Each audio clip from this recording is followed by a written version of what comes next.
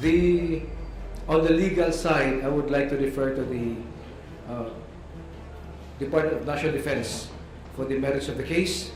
On the claim that the majority of generals of the AFP would be filing a similar case, that is a joke that should be laughed at and not replied to. So sir, hindi totoo may namumuong tensions between the military and Secretary Juno? Totoong joke yun. No such claim exists. Laugh at it. It's a good joke. Thank you very much. Would you like to have a follow-up? Yes. Yes. Hey sir, good morning. Sorry about earlier, so natapon kasi yung kape. Anyway sir, a day after the floating platform was removed from Baho de Masinloc last week, China again deployed a new research vessel, the Tongji, which is Beijing's first intelligent oceanographic comprehensive research vessel. It also serves as the floating campus of the Tongji University. So far, sir, ano po yung ating latest monitoring? Is the research vessel still in the vicinity of Baho de Masinloc, as well as the structures that were initially put there? The latest monitoring is based on the latest maritime domain awareness flight until the other day. It was still there, based on what was already reported. Inside, outside the shoal, sir? Outside the shoal. Okay, and for the other infrastructure, the other structures, sir, like the boya, yung antenna, nandun pa rin po ba lahat? Yes, it's only the floating structure of the 5 or 6 that were installed or in the vicinity of Baho de Masinloc. The floating structure has been removed after persistent pushbacks by the Philippine government and cost-oriented groups. The other structure is still there. The research vessel was monitored, I think, 2 days ago outside of the shoal. What activities of the research vessel did we monitor, sir? Only the presence. We still have to check what were the specific activities being conducted. Okay po.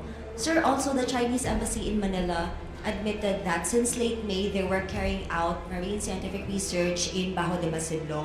And they said that mission completed na raw po. What is your reaction to this? What is the AFP's reaction to this? And do we take China's word for it?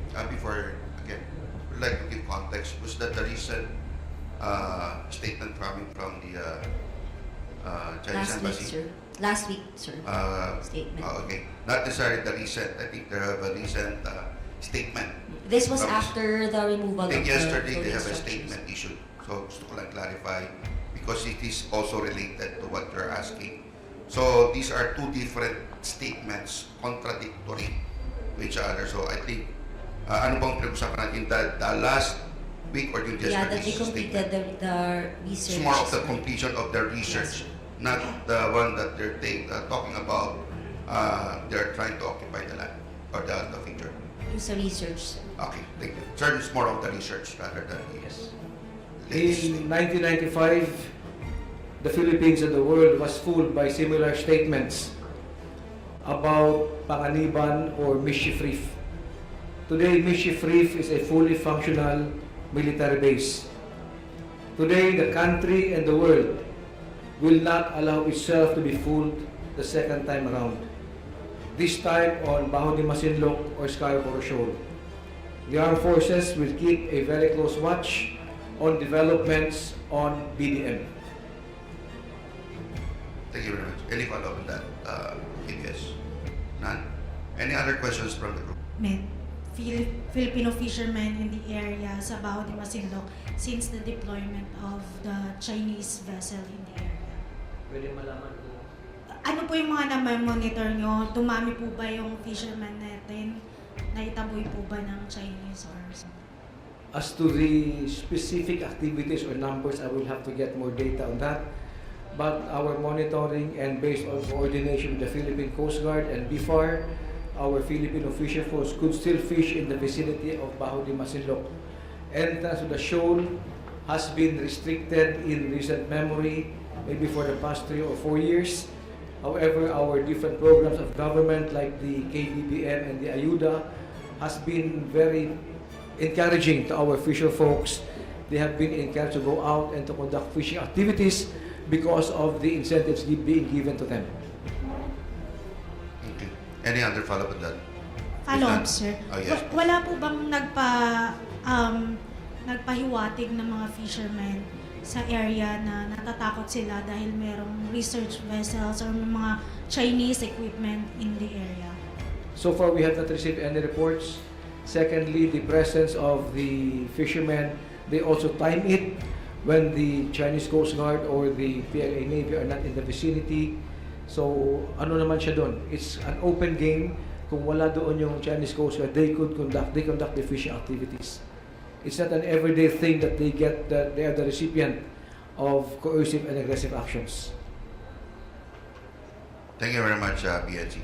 Yes, I'll be asking Kyoto and then Victor. It already to finish the island door in Pagasa. Can you please assist us on the particular statement? Is that island? Island retake, island seizure. Island retaking. Okay. In Pagasa. If that's already completed during the Kamandag. Yes, please do respond. Regarding the Kamandag exercise, actually, although it was mentioned that there will be an island taking activity, it would not actually happen in Pag-asa Island. It is just, it will be conducted in a particular place in Pag-asa, considering the logistics of that. So the exercise of the JMSDF together with our Philippine Marine Corps is continuous, and it will be concluding within this week already. So basically, the exercise or the particular island taking is still continuing, and it will be completed within the week. No Pagasa. No, sir. It was just mentioned, it's a notional, they mentioned Pag-asa as a notional island, but it will be happening somewhere in Pag-asa Island. And the activity is MAKTSO, the Maritime Key-Terrain Seizure Operations, sir. So it's a notional Yes, sir. island to be conducted in Pag-asa but not happening in Pag-asa Yes, Island. sir. Yes, sir. Thank Thank you. you. Thank you. Yes, Sir, follow through. Ma'am din po, can you explain po ma'am ano yung purpose nito, where they will be used, and how it will help or boost yung ating maritime? Would you like I think all of these particular part of the donations and developments for the armed forces.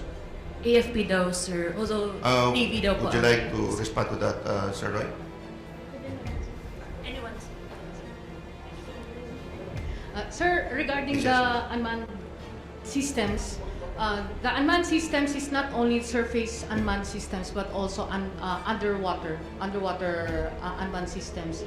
And this will contribute to maritime domain awareness of not only of the Philippine Navy but also of the Armed Forces of the Philippines. So it is part of our modernization efforts, not only of the Philippine Navy but also that of the Armed Forces. Yes. First ba ito ma'am na acquire or donate sa Philippines? Hindi naman po. For the previous years, there had been donations by the United States. So it is a continuous modernization effort also by the United States, and based on the legal frameworks that had been drafted, the defense cooperation frameworks that was agreed upon by both countries, ma'am. Tapos saang areas ma'am ilalagay or i-deploy po? On its use, it would depend on the Armed Forces of the Philippines because it will depend on the operational requirements and priorities of the geographical commanders. Thank you very much. Yes. Any other? Research ng China sa Scott.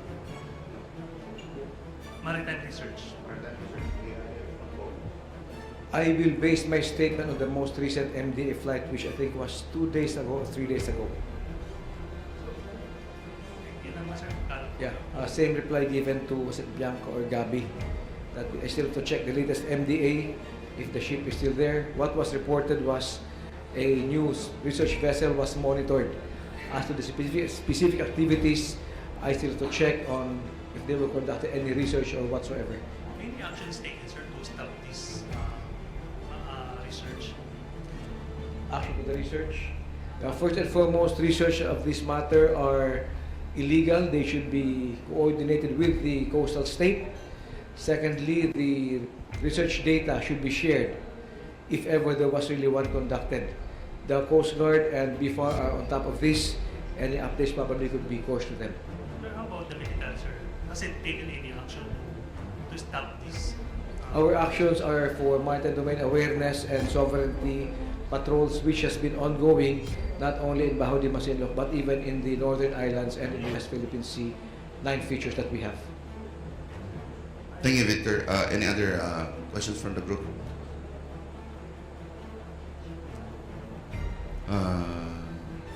From the Army, Air Force, Navy, and our... Kay Rear Admiral Trinidad about po doon sa alleged na pagkasampa rin ng kaso ng ilang military officers against Secretary Teodoro.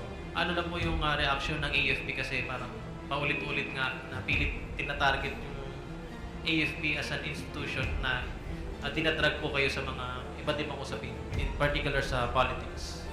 Basically, no, ito po sa Sandatahang Lakas ng Pilipinas, we will not dignify baseless and unverified allegations that seek to drag our institution into matters that are driven by personal motives.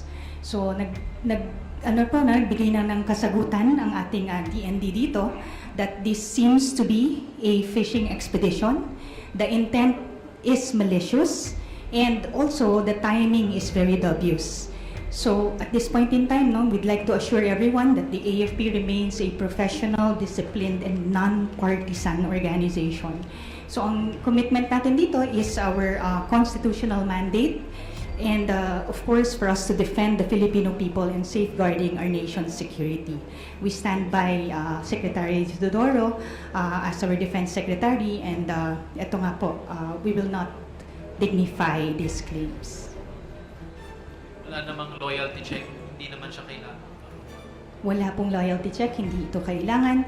Our ground commanders has assured us that they are in control and our forces remain to be professional.